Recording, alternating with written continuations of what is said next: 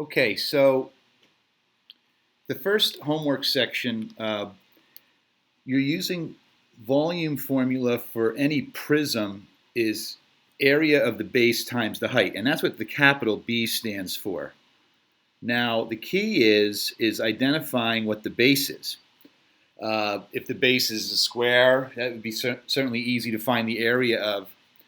But if it's like a pentagonal prism, for example, a pentagonal prism would have that pentagon shape, okay? And then how do you find the area of the pentagon?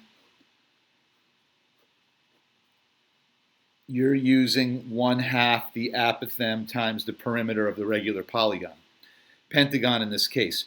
The height is going to be, north to south, perpendicular to the base. And I think that's something that most pictures will provide you, and the examples do in the textbook. So that's the key to this section. Identifying what the base is. That's the key to doing these problems, and then multiplying it by the height. And this time, because you're doing volume problems, it's going to be cubic units. Okay? Area is square units, volume is cubic units. The volume of a cylinder is pi r squared h. Pi r squared because that's the area of a circle. Okay? Think of like a soup can, if you will. You find the area of the circle, and then you multiply it by the height of the can. Okay? You shouldn't have too much difficulty with this section. Again, you don't have to memorize any formulas, so if you want to just keep referring back to the textbook for the formulas, that's fine. The first homework is pretty straightforward about that. Some neat problems on page 632. I'd like to see you try them first before I give some answers out, but it's kind of neat because you have to work backwards. They give you the volume. You got to figure everything out, things like that. I'd like to see how you do with it. Okay? The next section talks about pyramids. Okay? Now, the thing is that pyramid is a simpler, well, again,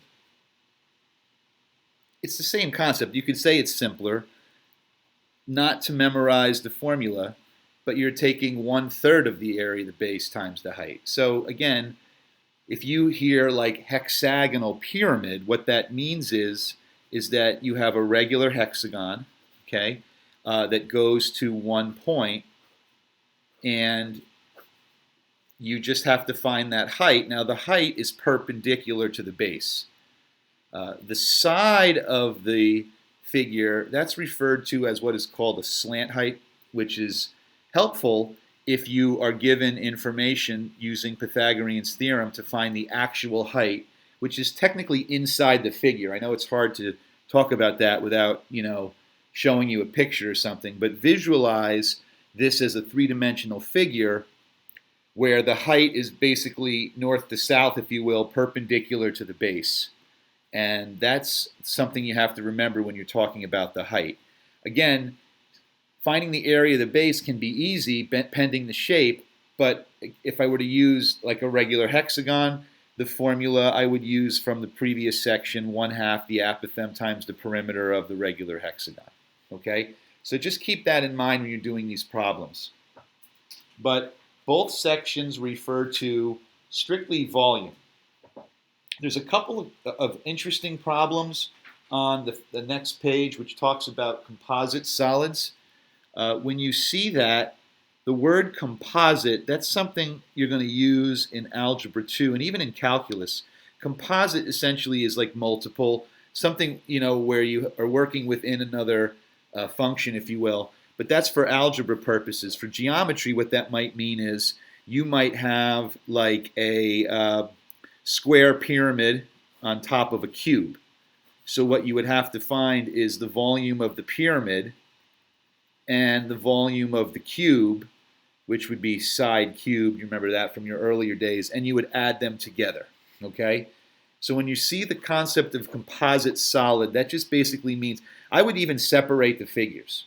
Like take the top and just move it to the side, find that volume, take the base and find that volume and just add it together. That's something you're going to see in the homework on page 639, 640. Again, I'd like to see this work by tomorrow, and then I can work backwards with you and see if you have any questions on it. I also want to go over number 5 and 6 from the quiz. The quiz that you guys had, the quiz that you had, really the questions were numbers 5 and 6 that most people scored incorrectly. Number 5, you had, I believe it was a regular pentagon inside a circle, and you were supposed to find the shaded area. So the key to the problem was finding the area of the circle minus the area of the regular pentagon. How do you pause? Can't pause. So basically, I think they gave you that the side was 10 so of the pentagon. So basically, you had to draw and find the apothem of this. So this is 5 and 5, and you knew this was a 54-degree angle. So use your calculator to find the apothem, and then use Pythagorean's theorem, and that's essentially the radius of the circle. So I believe, if I recall from my answer key, the apothem was like around 6.9. And if you use Pythagorean's theorem to find the hypotenuse, it was 8.5 about. And if you rounded to 2 decimals, you got a slightly different answer. So the area of the circle is pi, the radius squared. And then the area of the regular pentagon is 1/2 the apothem times the perimeter. So if you use these numbers and round the decimals, you got an answer around 54.5 something. I forget exactly. But like I said, a lot of people got number 5 wrong on the quiz.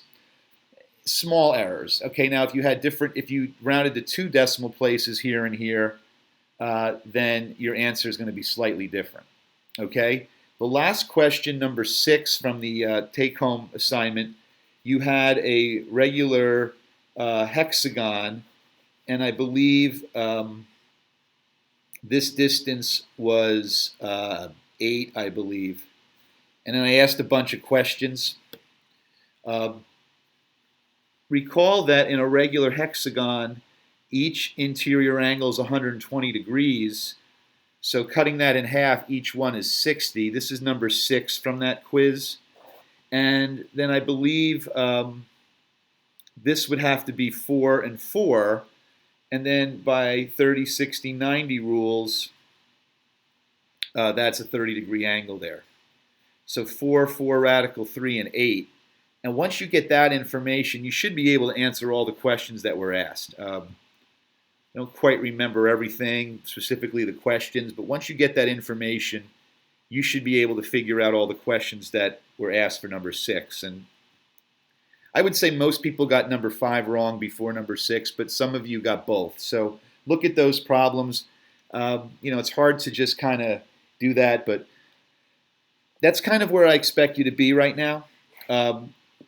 Work on the homework from 631, 632, and 639, 640 for Friday. So again, Friday, 529, the homework on page 631, 632, 639, and 640. I'd like to see that for Friday. If you want to start the other 2 sections, the last 2 sections, I would say, and I'll remind you of this, I would like that to be due for Tuesday, June 2, okay? And then we're going to have some type of a quiz, assessment, if you will, that will be due on June 5. So that kind of is where we're going to go for the next week or so. And then at that point, we're kind of done with the course, and we're going to just focus on a final exam type review, even though we're not taking a final exam. So that's kind of the schedule moving forward. But please chat with me from 10 o'clock to 1 o'clock tomorrow should you have any questions on the homework, okay? Thanks. Have a good day.